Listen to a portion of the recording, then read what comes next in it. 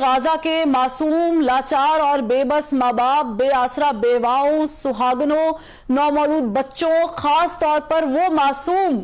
جن کے پیدائش کے سرٹیفکیٹ سے پہلے موت کا پروانہ جاری ہوا، اور زخموں میں چور نوجوانوں مگر بلند حوصلے اور پختہ ایمان کے مالک فلسطین کے باسیوں سے مخاطب ہوں کہ پاکستان سے ان کی بہن انہیں عقیدت بھرا سلام کہتی ہے اور عرض کرتی ہے کہ میری بہن بھائیوں، جس طرح آپ بے بس ہو کے آپ کے پاس کھانے کو کچھ نہیں، مریضوں کے علاج کے لیے ادویات نہیں، میتوں کو دفنانے کے لیے کفن نہیں، ایسے ہی میرے پاس آپ کے حق میں آواز بلند کرنے کے لیے زبان نہیں، ہمت نہیں، حوصلہ نہیں، اور وہ الفاظ نہیں جو آپ کے دکھوں کا مداوع کر سکیں، وہ طاقت نہیں کہ عالمی استعماری قوتوں کے دروبام ہلا سکے، ہاں مگر آپ کے پاس ایمانی طاقت ہے، جذبہ بلالی ہے اور روح ہلالی ہے، اور سب سے بڑھ کر وہ آہ ہے جو اثر رکھتی ہے پر نہیں طاقت پرواز مگر رکھتی ہے، آسمان کا سینہ چیر سکتی ہے، اوج ثریا کی بلندیوں پر پرواز کرتے ہوئے عرش معلی پر دستک دے سکتی ہے، اور اللہ تعالیٰ کو یہ بتا سکتی ہے کہ دنیا میں موجود 2 ارب مسلمان چند ملین یہودیوں کا محاصرہ نہیں کر سکتے، باطل کی قوت کو ایمانی جذبے سے پچھاڑ نہیں سکتے، اور ان اربوں کی گنتی میں نہ وہ 313 میسر ہیں اور نہ ہی وہ 72 کا قافلہ سپر جو باطل سے محض ٹکرایا ہی نہیں، سچ کا علم بھی ہمیشہ کے لیے بلند کر گیا۔ تمہاری آہ یہ بھی شکوہ کر سکتی ہے کہ اب مسلمان ماؤں نے صلاح الدین ایوبی، نور الدین زنگی، طارق بن زیاد اور محمد بن قاسم جنم دینا چھوڑ دیے ہیں، یہاں خیبر کا قلعہ ایک ہاتھ سے اکھاڑ پھینکنے والے ولی بھی ناپید ہیں، اور سیف اللہ کے نام کی نسبت رکھنے والے جنگجو بھی میسر نہیں، تو اے اللہ ابابیلوں کا کوئی جھنڈ عطا فرما، کوئی تیز ہوا یا آندھی بھیج، یا پھر کوئی ایسا طوفان جو صہیونی طاقتوں کو نیست و نابود کر دے۔ تمہاری آہو بکا 2 ارب مسلمان کے دل نہیں دھڑکا سکتی، ظالم اور جابر حکمرانوں کے سامنے کلمہ حق نہیں بلند کر سکتی، عالمی انسانی حقوق کی تنظیموں کو نہیں جھنجھوڑ سکتی، UN، OIC اور یورپی یونین جیسی طاقتوں کا ضمیر نہیں جگا سکتی، مگر یہ عرش معلی کو ہلا سکتی ہے، اللہ کے جلال اور غیظ و غضب کو جلا بخش سکتی ہے، اور جبار و قہار کو اپنی جانب متوجہ کر سکتی ہے، آسمان سے آگ برسوا سکتی ہے، پتھروں کی بارش بھی کروا سکتی ہے، اور برف کے گولے بھی گروا سکتی ہے۔ فلسطین کے بے بس و مجبور و محقور باسیوں، تمہاری داد رسی کو دنیا سے نہیں کوئی آنے والا، تمہارے زخموں کی مرہم پٹی بھی کوئی نہیں کرنے والا، پیاس اور بھوک سے بلکتے تڑپتے بچوں کو کوئی نہیں نوالا دینے والا، تمہاری میتوں پر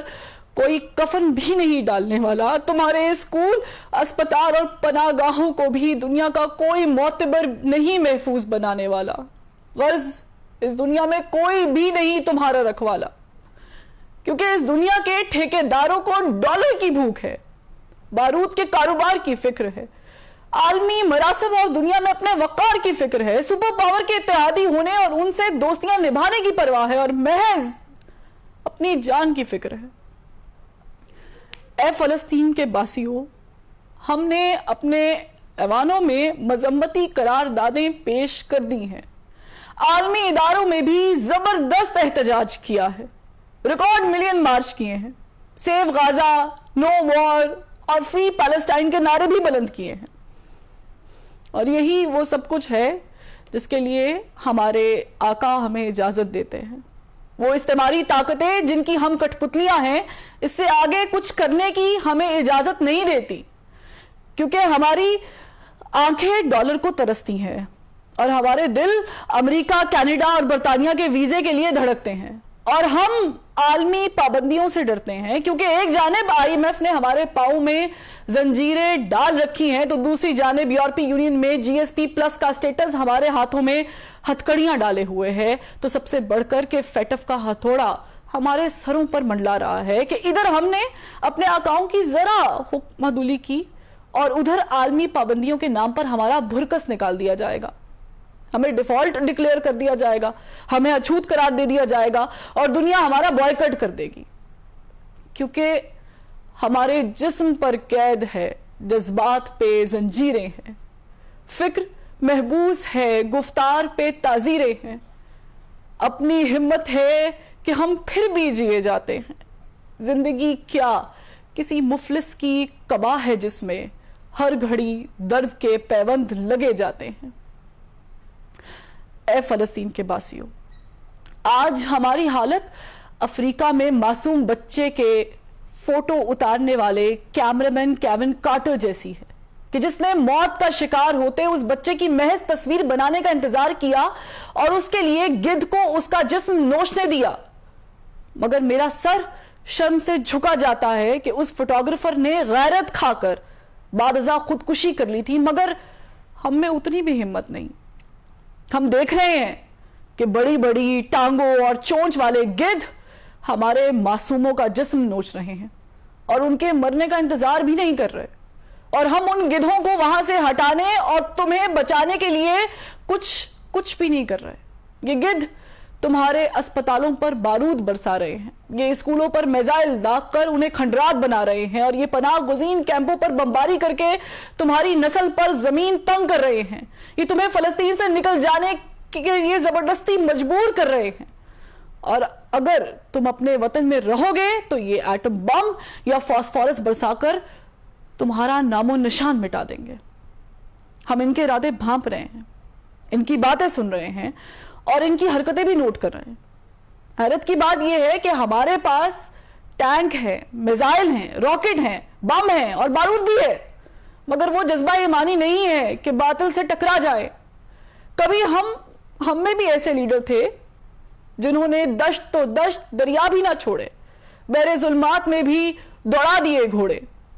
آج نہ دریا ہے ہماری راہ میں حائل, نہ سمندر, نہ صحرا, نہ گھوڑے چاہیے, نہ زرہ چاہیے اور نہ ہی تلواریں. آج بس جذبہ ایمانی چاہیے, مگر اے غازہ کے باسیوں, جذبہ ہمارے پاس نہیں, وہ ایمانی قوت نہیں, وہ نعرہ تکبیر کی انرجی ہم میں نہیں, اور ایمان کی ایسی طاقت سے بھی شاید ہم محروم ہیں جو آپ کے روم روم میں بھری ہے, کیونکہ ہمارے ہاتھ بے زور ہیں, الہات سے دل خوگر ہیں, امتی باعث رسوائی پیغمبر ہیں. اے غزہ کے باسیوں, میرا دل رنجور ہے, میرا دماغ شل ہے اور میری زبان گنگ ہے. میں الفاظ تو ادا کر رہی ہوں, مگر میں جانتی ہوں کہ میں اپنے ایمان کے اس کمزور ترین درجے پر ہوں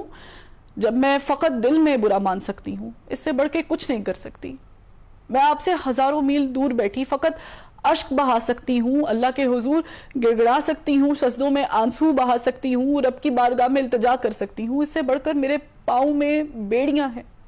میرے خیالات پر پابندیاں ہیں اور میری سوچوں پر پہرے ہیں. اے غزہ کے باسیوں, میں آپ سے ہاتھ جوڑ کر درخواست گزار ہوں کہ مجھ سے اور میرے جیسے ہزاروں لاکھوں کروڑوں سے خفا نہ ہوئیے گا. بے شک ہم آپ کے گناہ گار ہیں, کیونکہ آپ کے مجرموں کو دیکھ کر اپنی آنکھیں موندے ہوئے ہیں,